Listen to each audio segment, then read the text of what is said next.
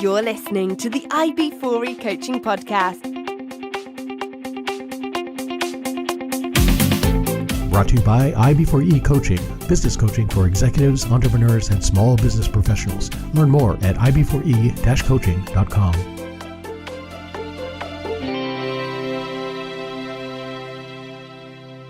Hey, Coach Harlan here. Welcome back to the podcast. Hope you guys are having a phenomenal week. I'm having a great week, and I'm excited to introduce you to my guest today. Please help me welcome Richard Blank. Richard's journey in the call center space is filled with twists and turns. When he was 27 years old, he relocated to Costa Rica to train over 5,000 employees for one of the larger call centers in San Jose. With a mix of motivational public speaking style, backed with tactful and appropriate rhetoric, Richard shared his knowledge and trained over 10,000 bilingual telemarketers. Richard Blank has the largest collection of restored American pinball machines and antiques Rockola jukeboxes in Central America, making gamification a strong part of the CCC culture. He's the Chief Executive Officer of Costa Rica's call center since 2008. Richard, welcome to the program. Coach, so happy to be with you and your audience today. Really happy to be here. This is awesome. What got you started collecting pinball games and Rockola jukeboxes? Wow, I grew up in the 70s and 80s, and one of the greatest places to be in the world was an arcade. I could play asteroids for 45 minutes, but I've put that 50 cents into a pinball machine, it could be done in a minute. So it just seemed too expensive for me back in the day when you don't have the skills. So today, arcades are going out of business. People prefer their phones or certain consoles, and a lot of people say they've played virtual pinball, but that's for another time in another place. Yeah. But I go down there with a couple buddies in a truck and some cash and pick up a machine for a couple $100, fix out some CPUs and other stuff, and then you're sitting on a game that could be worth $5,000. But I tell you what, one man's trash is another man's treasure. It brings me such joy when I do my pinball marathons on Sunday. And my favorites, though, Coach, you're going to love this. It's from the 70s. I love the electromechanical machines that were just more on contacts compared to CPUs. And I just found when they painted the wood on the play field, you could see sometimes the cracks. The marquee art is incredible. Yep. And the entire machine is really just a work of art. And so when you are listening to the sounds and you're focusing, to me, I can decompress, release stress, but have the greatest time in the world. So that's why I started collecting these machines. Absolutely. Yeah, you can stand there for hours and hours playing. That's awesome. Yeah.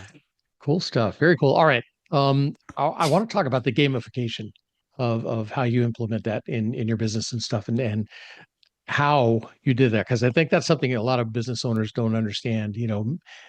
Putting these games in to engage your employees and a lot of times make them a lot more productive, I think is awesome. And there's other stuff I want to talk to, but before we get started, I've got some questions that I ask every one of my guests. Now, the listeners know these are the questions from the TV show Inside the Actor's Studio, where the host James Lipton asks these same questions of his guests from Hollywood, TV, film, and stage. And I figure if they're good enough for the Hollywood elite, they're certainly good enough for my guests. So, Richard, if you're ready, I've got 10 questions for you. All right. Hope to not disappoint. What you got? No, not at all. All right. Question number one. What is your favorite word? My favorite word? I like the word búho, which means owl in Spanish. I like how it sounds, and I like the significance behind it. Very cool. What is your least favorite word? No. Yeah. And that's not the KNOW kind, no. Even though that annoys me too. Yep. All right. What turns you on? Happiness. What turns you off? Negativity. Yes. What sound or noise do you love? Purring. Like a cat. Like a cat. What sound or noise do you hate?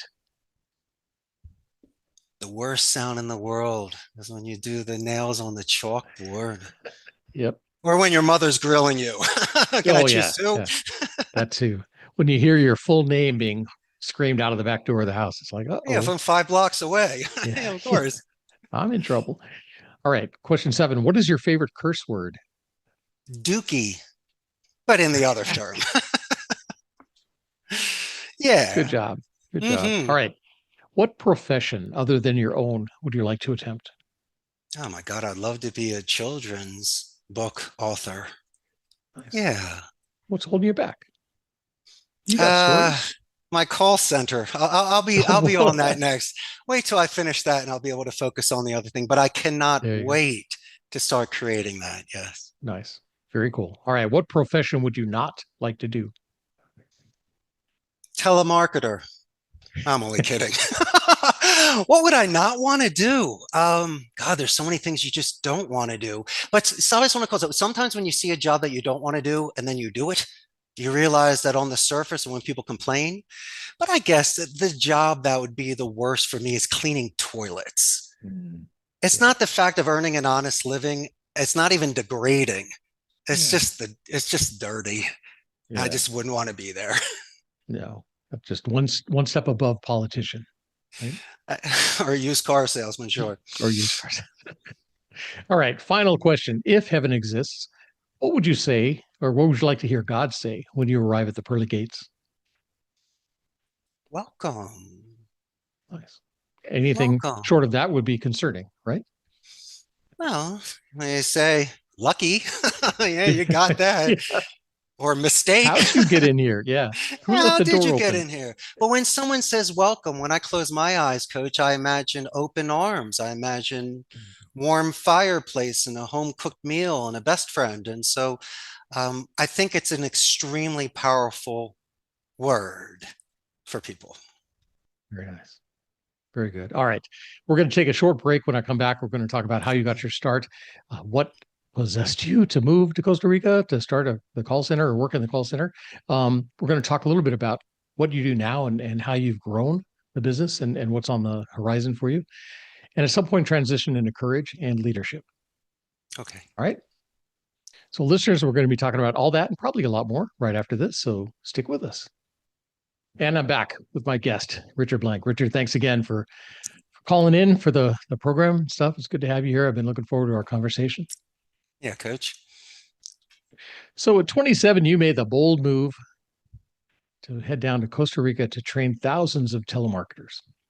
What inspired that leap and that leap of faith? And did you have any idea it would turn out or turn into what it is today?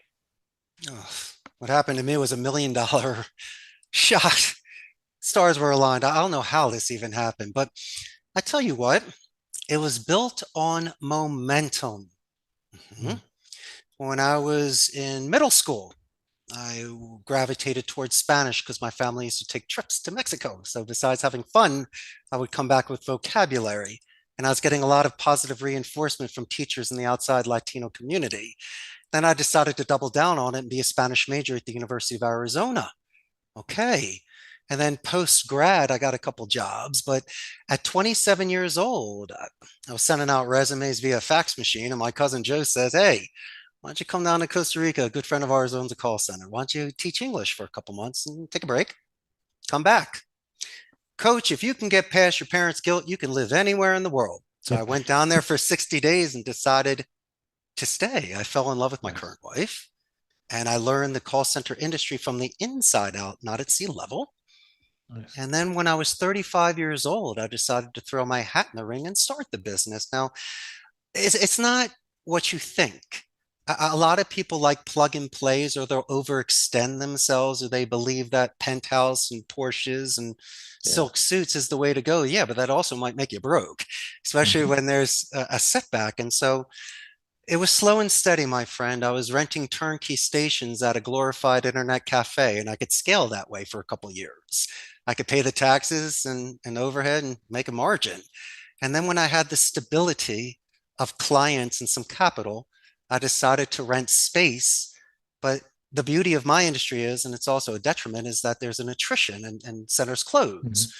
So buying used Dells and used equipment. So instead of paying 80% import tax and paying a lot of money, I'm getting it for a fraction of the cost. And I was able, in a very conservative way, to build out my server room and the rows and the seats for people. I did not overextend. And then after 6 years, I had enough money to purchase a property, renovate it, third floor it, art deco it, neon light it, And there you go. You got a call center that can hold 300 people. And so it's like the Wow. game of life, my man. We started in the tent, ended in the Yep. mansion. But I tell you what, there was a lot of progression and I saw the growth. And so as grandma said to me, if you can't do it in cash, you just don't do it at all. And so I didn't need to play that game at a call center. Most clients don't even come visit.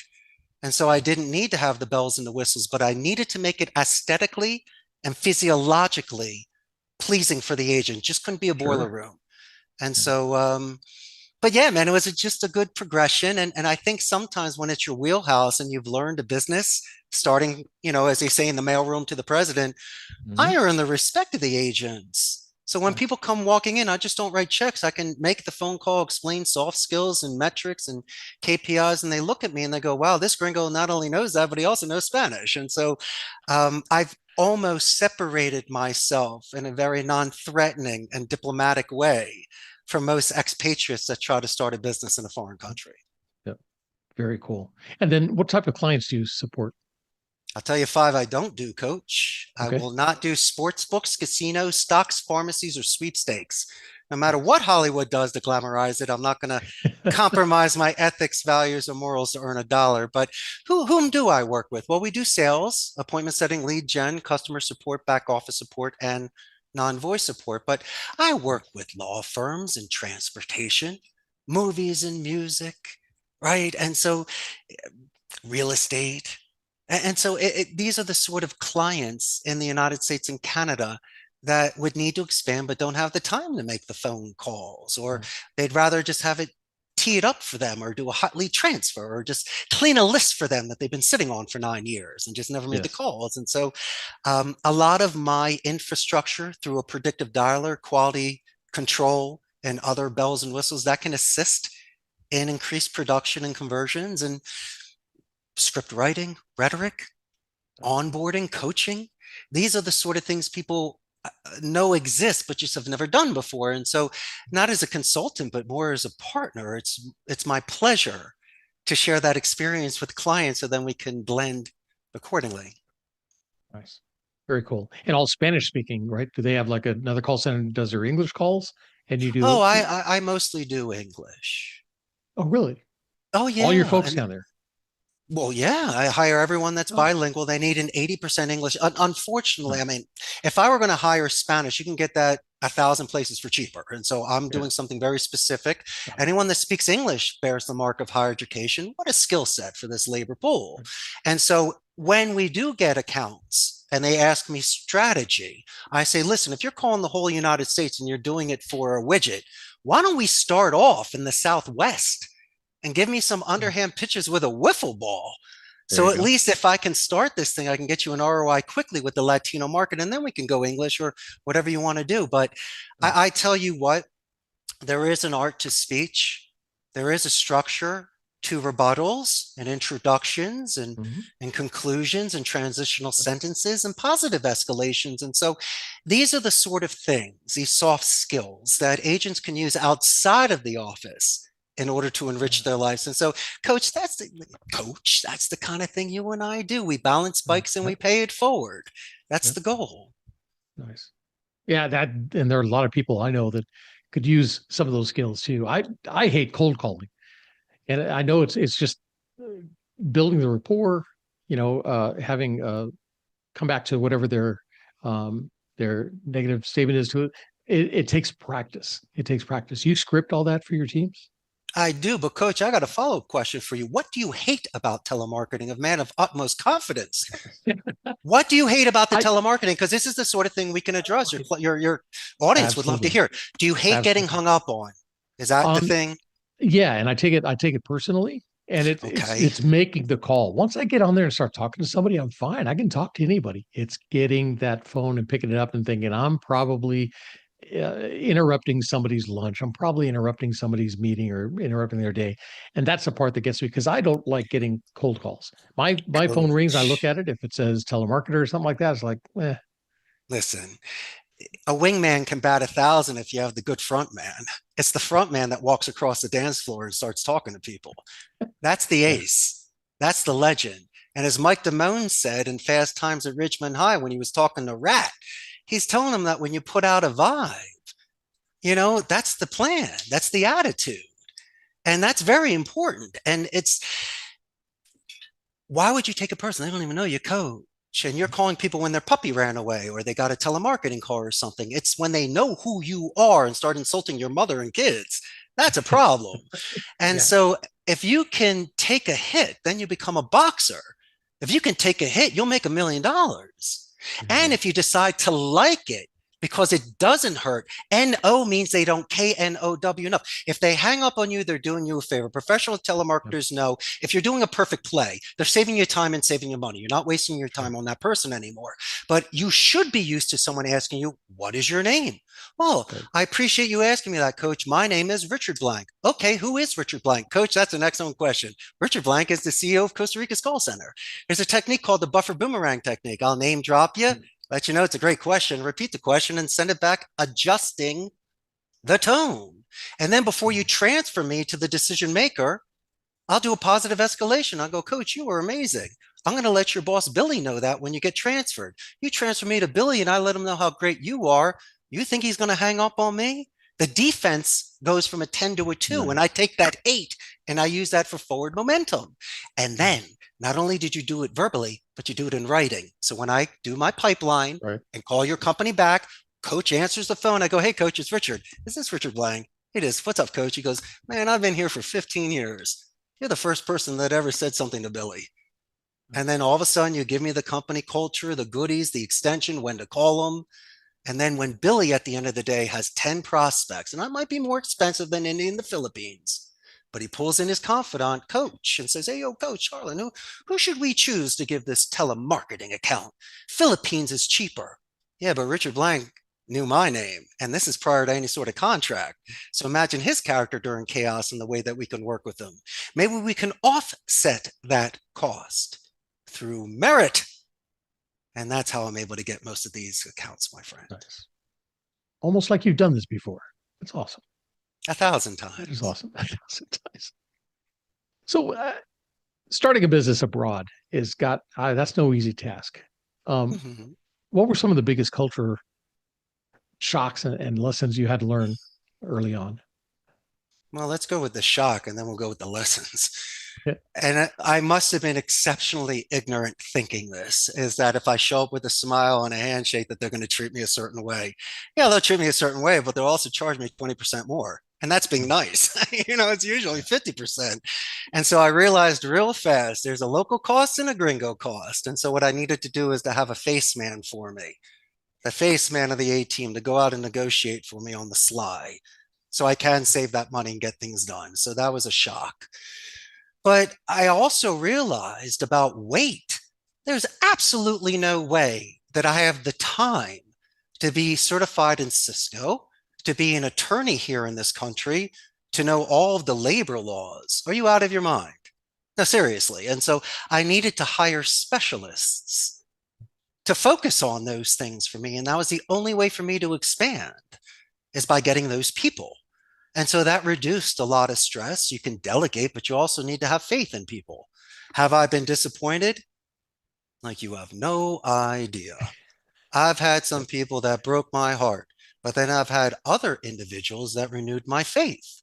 And so that's a part about doing the business. And if I could give any sort of advice to people, besides a specialist, IT or things like that, if you are promoting, promote from within. And it shouldn't matter the age, because they're not going to get the respect of their fellow co-workers. If you bring in somebody else, they just don't know the rhythm of the group.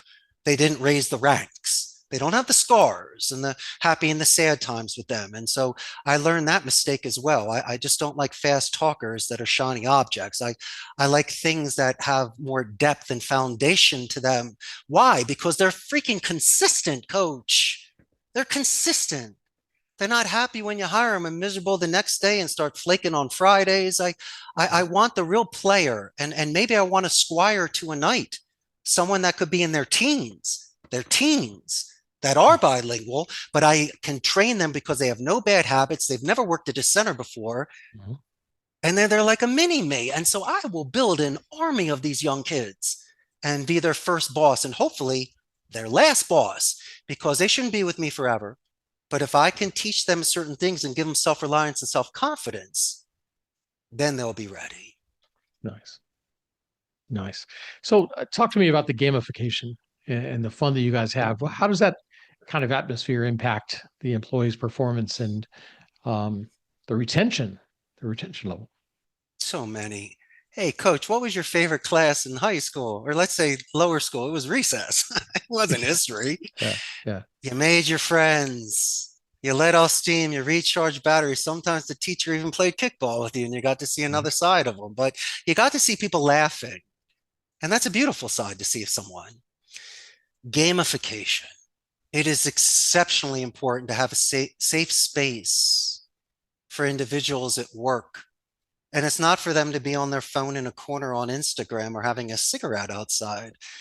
I'm old school. I am a proud Generation X retro gamer. And so I collected these arcade machines. I got what, 3 fighting machines, Pac-Man machine, ski machine, air hockey table, and all these pinball machines. Now, here's the skinny. I had the room for it. I'm in a huge call center. So instead of using locker space, I put in a game room. And I'm there. And so it gives a chance for people to hang out with me off the phone and we can compete where they can, play a better game than air hockey than me, which they usually don't. But it's the kind of thing where we can chill, we can talk, they can relax. And here's the thing. You want to know why the attrition rate lowers and people stay at a company?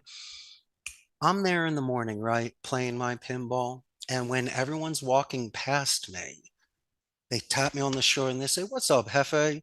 Now, a lot of people would say haptics and touch is not appropriate. Depends where they're touching you. But if Right. someone wants to give me a upper shoulder tap, "What's up, Hefe," in the morning, do you know how much love that is?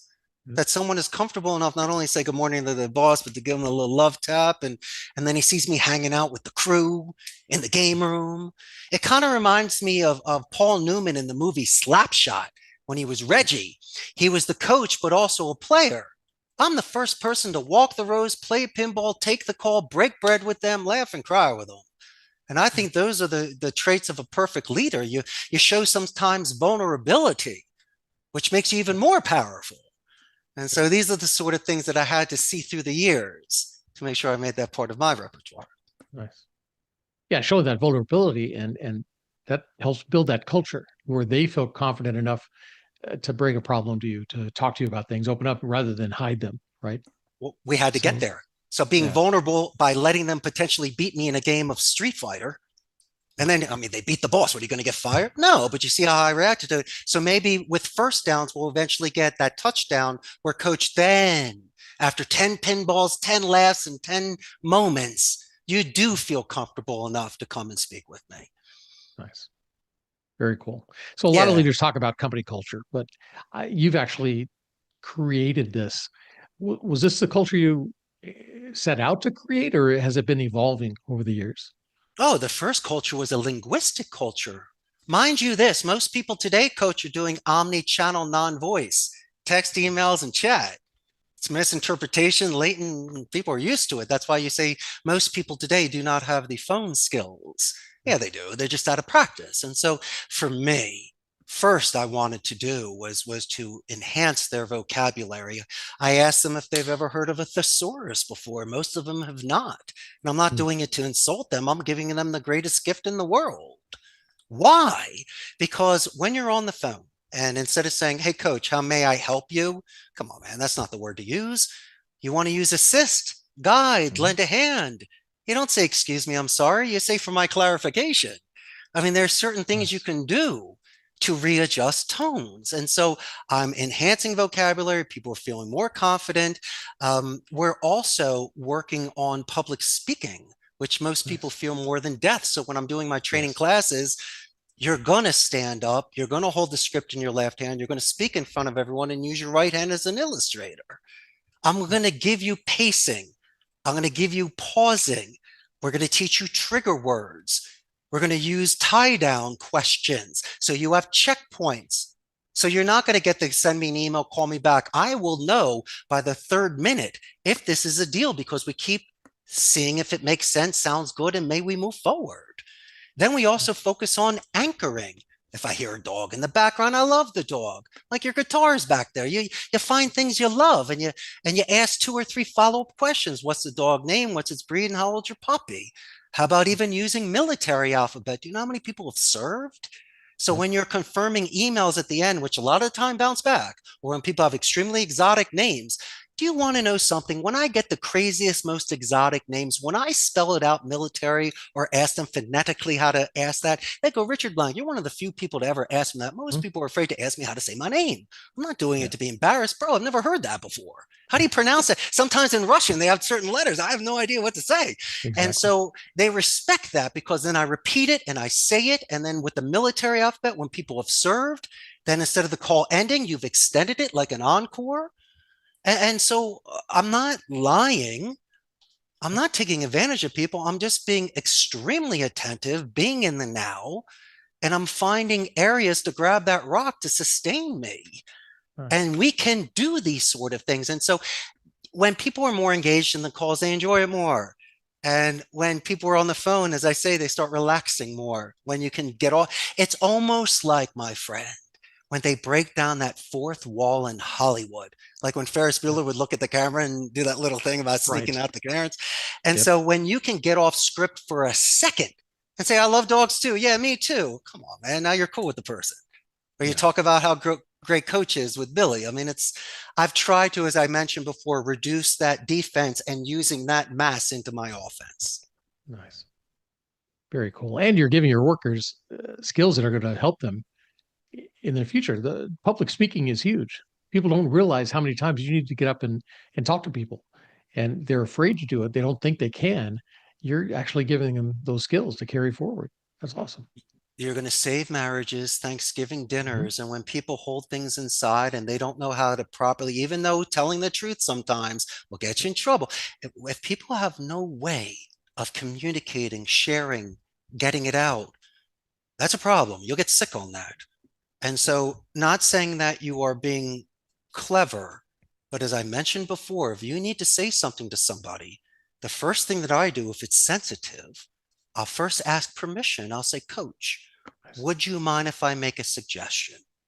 Yep. And since we have a tracker, you go, sure, Richie, what you got? And then I would say, before saying, hey, man, you got mustard on your face. No, because you got mustard on your face. I go, listen, man, before I'd go out with my girlfriend or my wife, I got to make sure my hair looks good and everything's good. So go check the mirror real quick, man, before you leave the house. And then you walk in there, yo, man, I got mustard on my face. And I go, exactly. And so a lot of the times what I would do is I would share the example of when I did to then explain to you to relate. And so and it hasn't worked every time because sometimes things Yeah. happen outside the office or I don't know all the facts, but I've seen that it has assisted me in buying time to be able to at least hear your side, my side, and see if it makes sense. Nice. Very cool. So I read something phonetic micro expression. Reading. Yes. Yeah. Tell me about that. Well, you've seen the tell signs in poker when people do their nose or they crisscross and match them. Well, you can do it phonetically. Really? One of the greatest educators and communicators of all time was the late Helen Keller. Now, she had all 4 senses, but then she lost 3 of them, or 2 of them, excuse me. And she had her taste, touch, and smell. She lost her sight and hearing. And so through Anne Sullivan, not only could she create a language, but she, instead of this isolated area, she was able to communicate with this world. And so when one sense gets reduced, others get enhanced. And in my controlled environment, we are eliminating this taste, touch, and smell.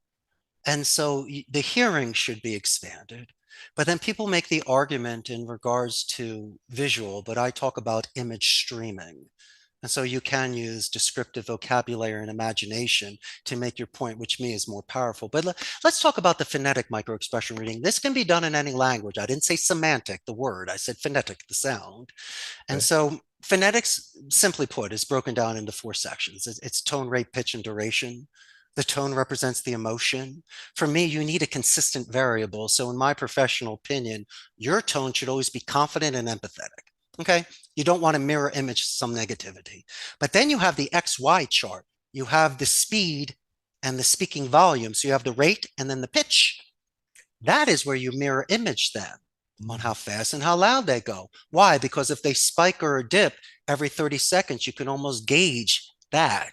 And that's when you usually ask a clarification question if it makes sense or may we move forward. But guess what, coach? Like most things, it could be manipulated. Someone can manipulate their tone, speak faster, slower, louder, or softer. But the real tell sign is something that you can't control. It's the answering speed. Okay. Why do you think the police always show the evidence by the third or fourth question? Mr. Tough Guy cursing crossed arms all of a sudden is crying and pleading. And so I've never really been fooled by a tone rate or a pitch. I'm really, which is really the beauty of the phonetic, because you need the silence to have the sound. And you study that silence because most people can't stay consistent on it. You can't answer me every 3 seconds if something's emotional. And so that's my insurance policy. I will watch, forget your tone of voice. You want to match them, fine. Don't even pay attention to that. Speed and sound and answering speed. If they are off and there's a spike or a dip, clarify it. First down it. If not, you're going to fumble. You'll lose possession. That's why when people say, I was on the phone for 20 minutes and I didn't get the deal. Dude, checkpoint it. I'd rather have a solid 4 minutes than a bad 20. Really. And those are called romantic deaths. Do you know that? That's a great way to jump a cloud and to eliminate that fear or the anxiety that you would have either telemarketing, sales, or even asking someone to dance. I tell you what, if I called you up and I said, the courage to lead, what's up, Coach Harlan? How you doing today? Click. Man, I sounded great before you hung up on me. And I can do that 150 times a day. Why? Because the first thing out of your mouth should be anonymity. I'm not introducing myself and I'm not asking for you. I'm going to say the name of your company and how that company's doing today. Why? Sounds like I've been there before. And then the person, the gatekeeper who might think that I'm selling, asking to speak to you, supervisor available, whatever, their defense drops and there you will hear it. It's a positive reinforcement. You will hear that tone compared to who is this? It'll be, who's this? But then I double dip it after saying Richard Blank. I got to make sure I hear is this a salesman? Is this a sales call? I got nailed. But if they go, who is Mr. Sunshine, Richard Blank? Gotcha. Yeah. By just saying, the courage to lead. How are you today? And then you're like, yeah, who's this? Richard Blank. Who is Richard Blank? It doesn't sound negative to me now, does it? Compared to, hi, may I speak to Coach Harlan? Is this a sales call? Take me off your list. Do not call again. Right. So if anything of nothing, I'm pulling 30-second intros.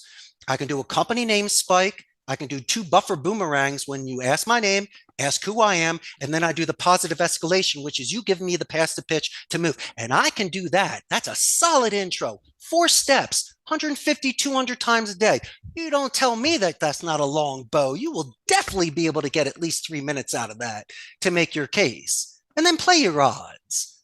And that's when you look at the board and you see I got 44 and Joey next to me's got 2. And then they say, well, Richard might be doing something wrong. Let's listen to his calls. Yeah, coach, listen to my calls. Listen to it in front of everyone. Bring all 50 guys out.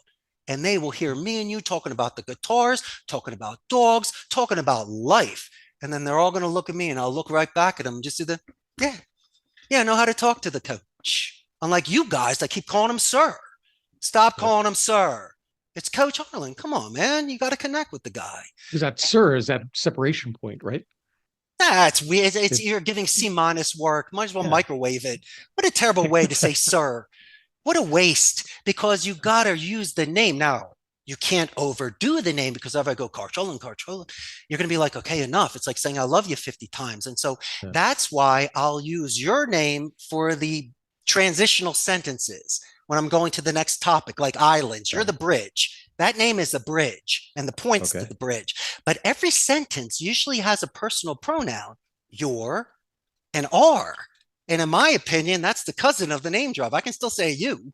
You will still pay attention to it, but not as much as coach. But it's good enough to bring them back in like a shepherd with sheep. They don't all walk in a straight line. It's not the movie Babe. And so sometimes you Right. got to bring them back by just using, Yep. hey coach, because it's non-visual. I can't get your attention there. And so one of the techniques that we use, coaches, is doing a quarter-second slide before the trigger word, which means that when you have your personal pronoun in the middle of a sentence, hey, how is your company doing today? Of course. How is, pause, spiking it, your, a little bit longer by a quarter-second, company doing today? It's beautiful. It's beautiful. It Nice. brings them in. And so why do I know this? Well, man, when you've listened to 10,000 phone calls Yeah, and no you see doubt. people using soft skill techniques that they're on the phone for 6 minutes compared to 2, you start taking note. And so these are the sort of fillers that we use to prolong calls. Nice. Yeah. So you mentioned that the buffer boomerang technique. Yeah. Tell me, The tell me buffer about that. boomerang. Just kind of how that works again, because It's you a went through it half pretty moon. quickly.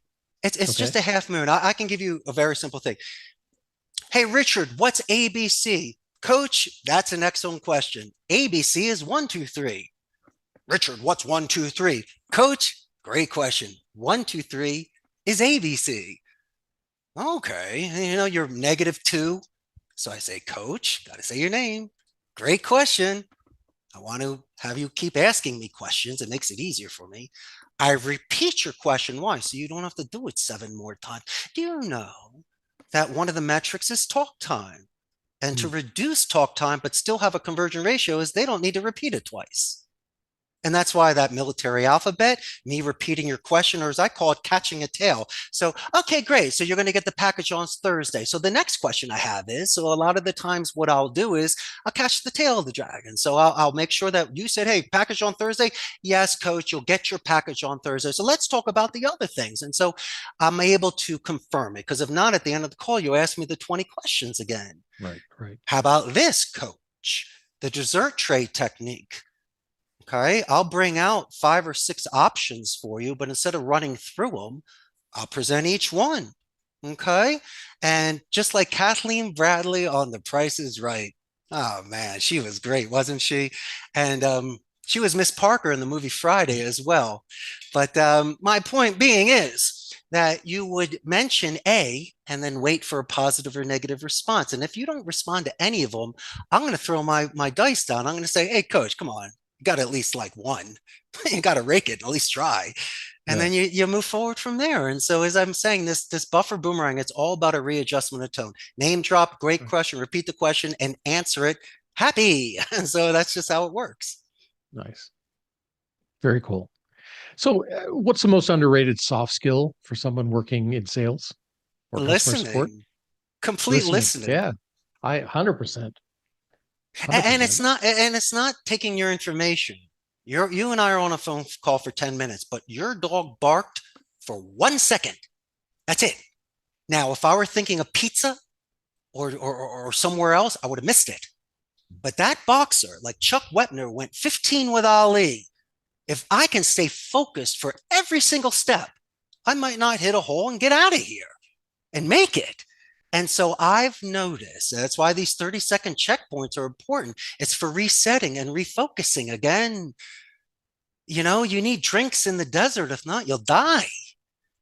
And so a lot, when we listen to these calls, a dog barked. He didn't mention it. So then all of a sudden, I'm just going to look at you and you'll look at me and go, I know, Rich. I go, come on, coach, you missed the dog. Yeah, man, I was thinking of pizza. I go, coach. And so it's one of those things where it's really being in the now. It's taking copious notes. It's asking additional questions. Tell me more about that. Oh, so it's only Thursdays. And so, I like, and how about this? Due diligence. You and I did due diligence of each other prior to this podcast. We were more than prepared. So instead of just, small talk during cocktail hour, you and we could talk for hours about 1,000 different things. And so what I've done is I've had individuals looking at profiles on LinkedIn or websites, and let's look what the loading dock looks like, or their Christmas party, or, Judy with her funny sweater or something. And so, hey, coach, if you were a telemarketer and you called me and you said, hey, Richard, before I introduce my product, I just got to let you know, I hear you collect pinball machines. I love pinball machines. I would say, yo, coach, you got 3 minutes, credit card at the ready, yours to lose. And I've done that before. I've had people call me, and I take all telemarketing calls because I like to hear it. And Sure. I've rarely bought. Usually telecom I'll listen to because of rates, but most of the stuff I don't. They're trying to sell me like auto insurance. I'm not even in the States, Right. but I'll listen. And the one thing I'll ask them is your supervisor training you at all? You're saying help like 1,000 times, and you called me Robert. And so, Yeah. um, Yeah. but then again, you'll get the ace that calls you, and they will. You ask, can I hire you? You're Yeah. incredible. And these are the people that don't need to study my life story, but it just takes 1 second to see 5 things in common that will break down my defensive barrier and at least give you a breath and to Nice. try. And so that's just for me personally. And I've seen that it's worked a lot when I've congratulated individuals on certain anniversaries. Or as I mentioned, your loading dock looks beautiful next to the lake. You looked at that? Of course I did. I checked out your whole website. And so people appreciate that stuff. Nice. Well, and I like that you're teaching them how to think during the call, not just read a script. Because I've been on calls before where somebody will call me, I'll answer their question, and their follow-up question is what I just answered. That's It's right. like you're not even paying attention to me, right? Not even I'm paying asking and attention. then reading the next question, then asking. It's like, no, got to listen. That's right. Nice. Um, I read that you give back to your alma mater. Extremely proud. Yeah. I Tell me about that. graduated Abington High School in Northeast Philadelphia, the Cloud Press, 91. Anyway, very good friend of mine who is now the superintendent of Bucks County. He was the principal, Angelo Berrios. We befriended each other during a reunion years ago, class reunion, and I kept in touch and I would visit. But I got in for business. And I think your audience is going to know some of the famous alumni: Stephen Schwartzman from Blackstone, Amber Okay. Bose, Ashton Carter, Secretary of Defense. We had Bob Saget, Michael Okay. Buffer, Eddie George, and Sean Wooden, who were in my class, and me. And so um, I'm exceptionally proud of that. But what I did is I set up a second language scholarship for a graduating senior. So I'll pay for their books freshman year. And so, um, why? Because I can relate to that. Why? Because that was me. I was a kid from Northeast Philly that no one in my family spoke Spanish but me. And so, if somebody is going to do that sort of dedicated practice, coach, because you don't learn a second language just by the classroom, you need to live it with the Yeah. movies, with the books, with the intercambios. You're spending time with people. And so, I love that. And how I got in, but I am exceptionally proud of where I came from. If I did not get the college recommendation letter from the late principal, Norman Schmidt, or from my dedicated Spanish teacher, Doña Esperanza Galshak, there is absolutely no way that I would have gotten into the University of Arizona. My grades were terrible, but they believed in me. And so I believe in paying it forward where the circle is complete. And I'm not saying that I peaked in high school and I want to go back, but there's nothing wrong with respecting and appreciating those that assisted you along the way and believed in you when you're the most delicate, when you were young. Because I tell you what, you don't know the whole story. When I was in seventh grade, I got kicked out of a private school. I was supposed to graduate Germantown Academy. It's an extremely beautiful elite private school in Fort Washington. I think Bradley Cooper went there. Anyway, I was there till seventh grade. My dad and brother graduated there, but I was having a tough year, man. I was losing focus, and the teachers kind of gave up on me. And from being kicked out of a school to then being in a Hall of Fame at another, that to me, between me and your audience, that puts something to bed that was sitting there for a long, long, long time. I wanted to put that to bed. And you want to hear the best part? Here's the greatest part. You know, the person who did kick me out of that school, he was the middle Mm. school principal, Senor Casa. He was the Spanish teacher. Now I'm bilingual. Yeah. There you So go. anyway, look how that goes. And so imagine that.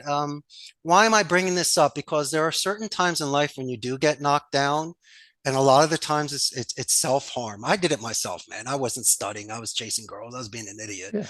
But if you can have a strong comeback and learn from it and release that weight, okay, because you were a kid. I was 13 at the time. What the hell did I know? Right. And so that's nice to do that, to let it go and to see if you could make it right. And I have made it right. And I think a lot of people can relate to that in one way or another, especially with academics when you're under Heck such yeah. pressure or your family is putting that sort of direction to choose a career. Okay. And I didn't want to go into law and be a lawyer like my grandfather went to Harvard Law. My dad went to Columbia Business School. Gotta be Wow. kidding me. My brother went to Washington and Lee. So look at that. I went to Arizona. Okay. There you go. So I think my coach, I think I was being true to myself. And Right. by being true to myself, I think gave me that sort of distance and endurance because I didn't feel those chains, if that makes any sort of sense. Yeah. Very cool. Very cool. So let's talk about courage, because Yeah. again, 27 years old, head down to Costa Rica to a Okay. job you didn't know that much about the area, right? The people, the business. Where No, did that courage come from? the hero's journey. My God, didn't you ever want to leave a castle, slay a dragon, and save a princess? Oh, it's every day. Every day. And so we Every day. can't explore the Amazon or go to Antarctica. We got to be realistic. But I wanted a life adventure and I didn't want to do it too late or too early. At 27, I felt was a proper age where I was still young, but a man and an adult. And so I could make more mature decisions and see things differently. And so um, I wanted that life's challenge. And as I mentioned, Spanish made it easier. I had good friends already here in Costa Rica. It, you get butterflies sometimes or tingles, cosquillas.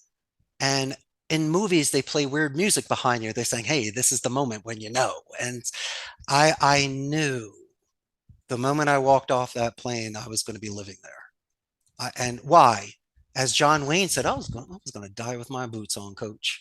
So you keep asking me courage. Courage is not being reckless or stupid or just bungee jumping and stuff and just going for it. Courage is living with yourself. Damn it. Yeah. Courage is Yeah. looking at your eyes in the mirror. Courage is making your bed in the morning for self-respect. Courage is being the bigger man and saying either I'm sorry or I love you. And so I wanted to shed some skin. And I also wanted to see if I took myself out of a certain element, which I'm used to, the United States, could I possibly shine? Without any family connections, nothing. You want to know the first car I bought here? I paid $200 for it. I bought a Yugo, a 1993 Yugo GVX. Yeah, real Wow. Yugo. Yeah. So second gear didn't work. I had to go from first to third. But my point being is, I wanted real life. A Rolex didn't matter to me. I didn't need to play in that sort of game in the States. I could, but I wanted to see what it would be like. I wanted to meet Richard and see what would go on if I really got to know myself and see how I could handle myself during certain situations. And what I did learn is a couple things that you are a guest in another country, okay, and you should ask questions to learn things, to not insult, but to engage and to be a part of a group. And I don't know what I did, but I've been loved. I have people that have worked with me for over a decade. And I have my beautiful wife that has been with me for 25 years. I've made a life for myself. I did a dream. Now I had to get past parents' guilt. And Yeah.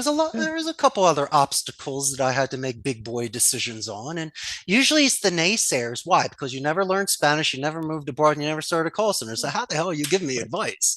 Right. And it's almost like the parent that doesn't want you to go on the roller coaster. Okay, man, coach and I might puke, but we also might not puke and have the best time of our life going loop-de-loops and living life. And so I want to be a romantic. I really wanted to taste it. I didn't want to lose my own self-respect of living life, even if it was just for a day. And so you want to hear something really weird? I would stay up late. In the first 2 months was probably the greatest of my life because it was really the transition. I could feel it, but I was staying up late. I was getting up early and I had more energy in my entire life.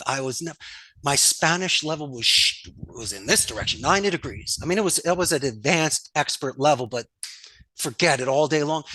I'm going out dancing, having fun, trying food, seeing the most beautiful beaches in the world and the surfing and the rainforest and the monkeys. And I'm living a painting dream. I'm living in a vacation where I don't have to go back to Philly. I get to stay. Yo, coach, it was like every day was a Saturday and I didn't want it to end. And as much as people said, come back and this and that, I kept saying, no, I need to keep this going. And then when I was 35 years old, I realized time was a ticking and I wasn't getting any younger. And so that's when I decided to start the business. I had the impulse control and the maturity and a little bit of capital. But you're probably saying, Richard, you're talented. Why don't you start this at 25? Coach, there was no way I could have done it at 25. Yeah. Not even close. No, sir, not even close. I wouldn't have handled it even close. And so I believe things happen in stages and you shouldn't rush, but you also should just not sit at home and wait. I had to get out there. It just took a little bit longer to reach the destination, but my ship was on the ocean. At least I left the port. And I knew that first step, something was going to happen. I knew it. I could tell it. And as I mentioned before, my good friend, I was willing to go all the way and die with my boots on. And if you are that sort of committed to something, I think that's a beautiful thing to have that sort of drive in your life that keeps you going. Nice. Very cool. Yeah, people lose that, I think, or never experience it themselves. They never find it in themselves. You know what happens, Coach? They surround themselves with negative Nancy's, Debbie Downers, and losers. I'm not saying life isn't tough. They're comfortable. Yeah. So how many guys did I know that's going to move abroad and start a call center? How about none? I mean, I had to be, as I mentioned, this romantic that when I meet doctors, attorneys, architects, and all these other people, and they go, what do you do for a living? And I explain, they go, oh, you got to be kidding. Yeah. No, not kidding. I mean, I had to find my own way. Nice. What do you look for in a leader when you're interviewing folks to hire on stuff? How do you tell those people that are really going to make it and they're going to be team leads or something like that within the call center? How do you pick those people out? What do you look for? Can I go through the 3 stages, Coach? Sure. The first stage is the interview process. Forget showing up on time and filling out your resume, whatever. I'm going to ask you to turn your piece of paper over and give me a couple paragraphs of a coming of age moment. I want to know if you beat up a bully or saved a kitten. Why? Because it's zig and zag, loosey-goosey. Coach is going to ask you a question, and I want to know if you can get off the script and answer it. So that's the number one thing. And I want to see what you answer me. If it's something if you're a marathon runner, did you learn the violin? Or are you a professional chef? That shows commitment and dedication in other areas outside the call center. And so I look at that. So it's a lot of self-respect there. So let's just say you've been with me for a while. Well, just don't tell me you want to be a supervisor in your resume. Absolutely not. I want to know what the other people say about you. Are you showing up on time, doing your calls, positive attitude, supporting others? It's not me that will promote you. It's the other people that will say, yes, he's the captain of the team. So that's the second thing. And I guess the third thing is time. If someone has been with you forever, that shows just incredible loyalty and commitment. I'll give you an example. I've had someone with me pretty much 18 years. His name is Anthony. And I gave him a pinball machine last year. It's a hooked pinball machine, a Data East. Why? Because first I have a bunch of pinball. And second, how do you thank someone enough? Yeah. I also gave my CTO a 1958 Seaberg jukebox when I promoted him to chief technical Wow. officer. And so yeah, I could always give someone money, which I do, but I believe special presents are the things that Yeah. make people there. So what do you say to somebody that's been with you for 18 years? It's not an employee anymore. Right. It's a confidant. It's someone you must take out to dinner and break bread and ask how they're doing. And these are the people that even though they're on the clock, they're really not. They can take a break when they want. If they're late, I'm not going to fire you. And if you are late, I'm going to do everything I can to keep you and tell the client that do not fire him. And so there's a certain stage where it almost becomes family. And so I like organic leadership. I hate shiny objects and, you know, starting quarterback attitudes. I think it's great to have confidence. You're Sure. great, but I think sometimes it's almost overbearing. People need to respect the certain space that's around them and be more noticed instead of seen, if that makes any sort of sense. Yeah. Well, and I like that you allow the team to say, yeah, this is somebody we would follow. I don't think businesses do that enough. They take somebody who's a great practitioner and move them up into a leadership role. They're not a leader. They're good at what they do. They may not have any leadership skills whatsoever. And the people know this is not somebody that I would want to work with, intentionally. So I think it's important to get the buy-in from the Hey, Coach, let me employees. ask you a question. You ever Sure. watch Band of Brothers? Oh yeah. Oh yeah. Yeah, I Yeah. just watched that again for the second time. And when you see Dick Winters and everybody, all they say is that he was the greatest leader. Yeah. And you're talking about real men and the bravest of the brave. And to become a leader of that, you have to be exceptional. And I always wanted the respect of the people in a certain way, not from the title. The first way I earned their respect was by at least asking your name and properly introducing myself, because most people say most bosses never did that. Sure. Secondly, I would do at least a couple hours of a training class with them, not for my own ego, because I enjoy it, and B, I think I can pay it forward. I got some things to Yep. share. And so people look to me, I'm 2 for 2 now in the call center Olympics. The third thing, I speak your language. Most gringo bosses do not speak that language. I'm 3 for 3. Right. Number 4, let's go play some air hockey. Number 5, I'll break bread with you. These are things, yeah, but Richard, you should. But guess what? As you told me before, Coach, most people don't.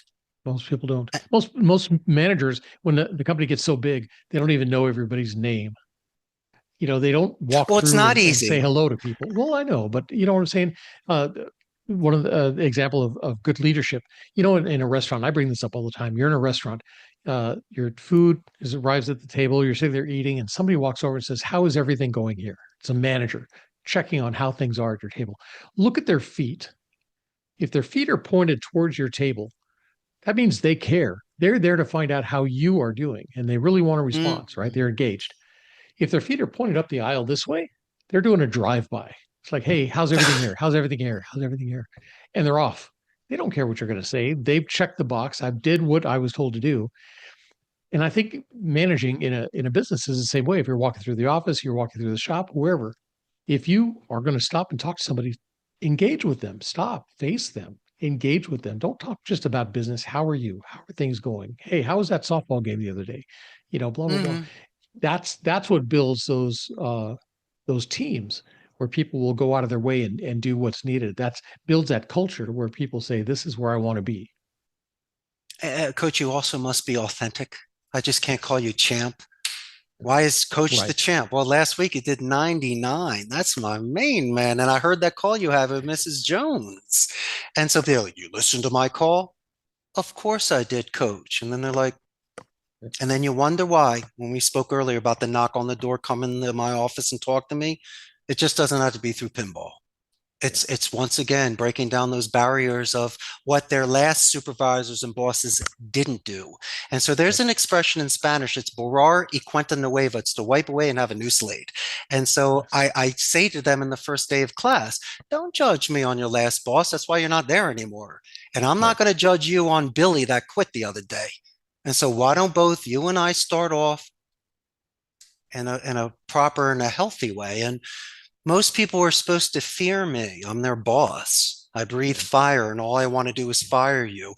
What movies are you watching? Look at the Right. sort of investment that you have in people. My job is to promote you, not to demote and to fire you. I don't give people walk of shames. I Right. don't curse on the floor. And so, um, if you want to play big boss ego, then go for it. People are going to quit. But Yeah. if you want to have that sort of thing when you bump into somebody at the mall and they say, Richard, I just want to introduce you to my wife. This is the best boss I ever had, and this and that. And then I Mm. will say, hey, Doña Sylvia, your husband Jose is the greatest person we have at the office. We love him there. And so I've walked outside 1,000 times to compliment a son to a mother or to a wife or husband or something. And you have no idea Oh yeah. what that gift that keeps on giving. And so it's those little things on how you make them feel to reduce that attrition or to have that sort of openness and candidness where people will speak with you. But it's changed today. It's mostly virtual post COVID. And the majority of the resumes that we're receiving, they're asking to work from home. Are they able to do it? Yes. Are we able to do it? Yes. But it has completely eliminated the sort of synergy or between me and you and your audience, my special sauce. Makes it very There's a tough. huge, bro, when I'm with these people in the training room, in the arcade, on the floor, there's real magic there. You can really feed off of it. And when it's remote, people are isolated, they get in their routine, and it's a lot of people I don't even know that we hire. I mean, I know you and stuff, but it's not like it was. Yeah. And we'll never get as close as we could. And so um, it's changed. I can't complain. I'm still in business. COVID Yeah. crushed a lot of businesses. But then again, I completely knew it's kind of like new wave to grunge. I could completely see the change of my industry where instead of this united linguistic environment of 23-year-old kids that are having the best time of their life, they're all separated now and Okay. kind of like they're on their phones when they're in the lunchroom. And so I that's so sad when That you go is. into the break room and there's a table of 6 to 8 people and each single one of them is on their phone. And you know what else Yeah. they're watching? They're watching Japanese anime. I just Yeah. don't get Yeah. that. I I mean, know. it's just- Go figure. yeah, right. Go figure. Well, Richard, this has been awesome. I look forward to this conversation because I think this, like I said, building something here is one thing. Building something in another country is something totally different. And the way you've expanded, grown that culture is just, it's awesome. Great job. Thanks, Coach. I appreciate Very it. good job. If somebody wants to level up their communication skills, if they want to learn what it is you're doing down there, and if they want to, I don't know, build the same type thing, or if they want to look for your services, how can they do that? What's the best way to get in touch with you? Well, I think they should buy a plane ticket and fly down and visit me, There especially you go. during I'm on winter my way. time. Yep. Yeah, but Costa Rica's callcenter.com. You can always look me Okay. up. And once again, with your podcast and other ones that I've done, I just like to share ideas. It's most people hate telemarketers, and I'm not selling a book or a seminar. This is not Yeah. 1995. You're my buddy. I love being here. I just wanted to share ideas. But my suggestion for people, it's a couple things. I think we have the technology today where you can listen to yourself how you speak. And most people don't like how they sound. Well, you have No, no they don't. choice. You can't nose job your voice. And so you might want to once again change vocabulary so it's softer, more diplomatic. I mentioned about adjustments of tone, that's the Mhm. phonetics. And if you want to really play the game, then why don't you listen twice and speak? So you might say surf instead of turf. It's like Mhm. choose your own adventure. You choose, and then I'll talk about it. I mean, enough of me going through the whole ice cream menu. I might as well ask you, what do you want? And then Yeah. when you start talking chocolate, we go down that way. And so there's just certain ways to lead the dance Yeah. and to give that reinforcement and to tie it down and to confirm and checkpoint and to mention other people that got you in this and to due diligence. And if you do this, stress gets reduced. You'll feel more comfortable in conversations. It's almost like being well versed. You said it earlier.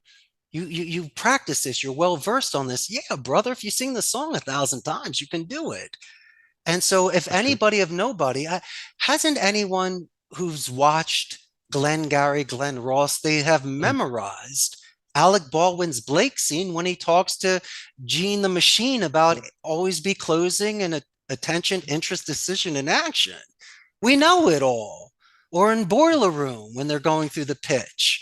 when Vin Diesel's pitching in front of everyone, telling the doctor, should he send it to his mansion or his office, and clever stuff, cute stuff. And so if that is what you want to do, how about this? I'll make the best suggestion for your audience. And this is how I was able to grow my own skills. You want to know it? I'll let you know the secrets. Absolutely. There are three people your audience must study. The first one is the actor Dirk Benedict when he was Templeton Peck in the A-Team. And if you like the original Battlestar Galactica, he was Starbuck. But watch him as a face man. Oh man, was that smooth delivery. The second person you should study is Pierce Brosnan as Remington Steele. Remington Steele, yeah. What a show with Stephanie Zimbalist. Man, you got to watch. And that's why I loved his suits and the limo and all that stuff. But here's the master of masters. Now, I can't imitate him or you're going to think I'm, acting goofy. But there was an actor by the name of Basil Rathbone. Yes. And he used to the do original Sherlock Holmes. That's right, with Nigel Bruce. And if you want to watch those 17 movies or listen to the 100 old-time radio episodes, that guy was perfect in regards to his rhetoric. Now, I don't have Queen's English, and half of his vocabulary I had to look up, but this was one of the few shows where I would rewind, and practice, because I would get tingles. I go, man, this guy is money. It's like butter. I go, what is he doing? And instead of studying mathematics and architecture and engineering, I was watching Faceman, Remington, and Sherlock. Nice. And I was picking up vocabulary, rhetoric, and certain rebuttal skills, and I would borrow them. And I would use that on dates and in class and in business. And for some odd reason, people would look at me like I'm clever. No, that's just the face man. And so that's my advice to your audience. It will definitely give them a repertoire of some incredible things to say when you're speaking with people. That's awesome. I was just wondering, are any a book or anything like that, any training courses you have available for people who want to get better at phone skills? I'm not the biggest fan at all in these self-help books because they made their money. I think a lot of it is just you know what it is? It's Daniel's son. Just go on the beach and make your kick. Wax on and wax off. The more you practice, the better you feel. Like my Spanish, the better I got at it. And so there's no quick fix. There's no quick fix. And so once again, it's just practice and studying and recording yourself and studying rhetoric. But I think that's it for me. But in regards to these books, why don't you just read something to put you in a good mood? Or why don't you, instead of reading or doing the traditional thing, which to me is a chore, why don't you try to stimulate your other senses to see if you can capture something? Get a certain smell. Eat some pumpkin pie. I don't know. Listen to certain music. When I listen to In Excess, it puts me in a certain mood. And so just by trying to read Zig Ziglar or do a Tony Robbins seminar, that's one thing. But if I'm listening to my favorite music while in the gym, ripping it out, there's a very good chance through that decompressed stimulation, my mind can wander and then I can start figuring things out. And so I think the best sort of self-improvement is self-analysis. And I think that's pretty much the only way that someone will be able to make those improvements. Nice. Good job. Good advice. Absolutely. Yeah, coach. Yeah. Good advice. Listen, this has been awesome. Thank you so much for taking time out and talking to us. Really appreciate it. I got one last question. What are those two guitars in the background? Oh, that's only the two that you see. There are 6 of them along the wall and one over here on the floor. Well, it's cool. just for me, just not in a band or anything like that. Just love to. That's the way I decompress. Sit up in my big leather chair and pull out a guitar and just start plinking. So. Yo, coach, I got to share one last thing. I'll let you go. I hired Gary Beers of In Excess to play on a song that I produced in Costa Rica. Wow. There's a local band here called Igni Faroki, and that's one of my best friends here. And he produced a song called Shine Like the Sun. And then I saw Gary Beer's website that said you can hire me to play bass on a track. So I sent him the track. He said he'd do it. I hired him to do the bass, to do some jamming on it and do a performance video. And I got one of my dreams is to work with one of the members of my favorite band. And so if you want to talk about an electromagnetic energy transfer I believe in that stuff, a smile, a handshake or something. The fact that one of the members of In Excess took some time to do something for me, you got to be kidding me. So that's a gift that keeps on giving. So your audience should check it out. Shine Like the Sun with Gary Beers. And you'll see what my call center looks like. I'll make a small cameo in that as well. Very cool. Or can they find that on YouTube? Oh yeah, and listen, it's just like an MTV video. There's pinball machines, there's arcade, and tons of cute chicks bouncing up and down. I mean, it's like a 13-year-old dream. So go check out the video. Awesome. Very cool. Good stuff. And the answer is always no if you don't ask, right? Why not ask? I don't mind the no. I don't mind it at all. Don't mind the no. All right. Listeners, hope you guys are taking notes. A lot of good information here. I will have links to the website. And are you active on LinkedIn? Can people reach out? I am active on LinkedIn. Yes, of course. All right. I will put all that in the show notes so you know how to get in touch with Rich. And share this episode with your family, friends, your colleagues. Don't be afraid to hear no. And don't be afraid to chase your dreams. And step outside your comfort zone. That's where you're going to find success, is outside of your comfort zone. All right. If you want help with that, I'm Coach Harlan. You can reach me right here at this podcast. Anyways, share this with your family, friends, colleagues, and stick around because there's always more coming. That's it for me, Coach Harlan, saying so long for now.